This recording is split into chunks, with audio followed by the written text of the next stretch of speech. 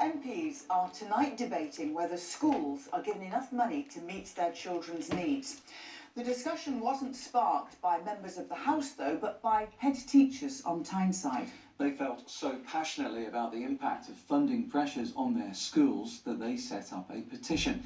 Well, it's now gathered more than 100,000 signatures from around the country demanding more money is put into education. It was started by Andy Ramanandi, a head teacher in the Bladen area of Gateshead.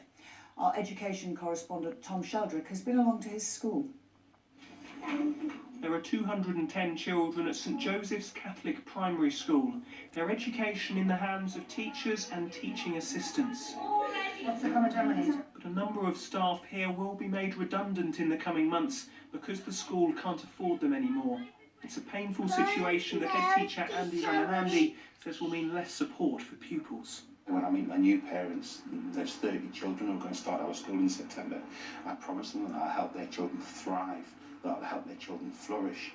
And it's heartbreaking when I haven't got the funds to do it.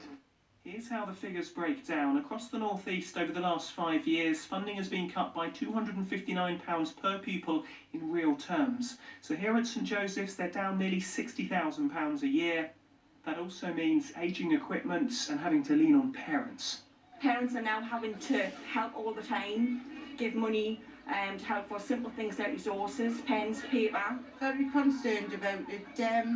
In a couple of years' time, there'll be no funding for schools. We really need the money because we need to do like PE and music.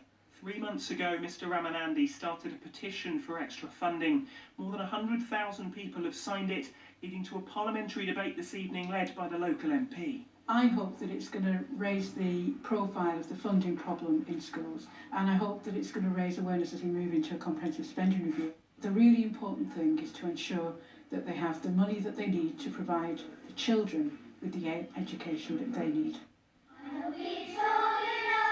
Funding pressures are putting many valuable extracurricular activities under threat, but it's hoped that the call for more cash sent from Bladen will be heard by the government.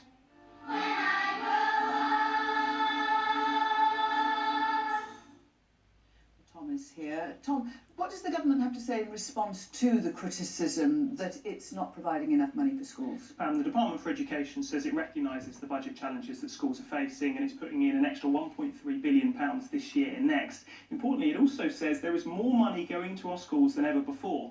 That sounds contradictory, of course, with what we're hearing from head teachers, but what's actually happening is that funding hasn't kept pace with inflation, with rising costs that schools face, and most importantly, with rising pupil numbers.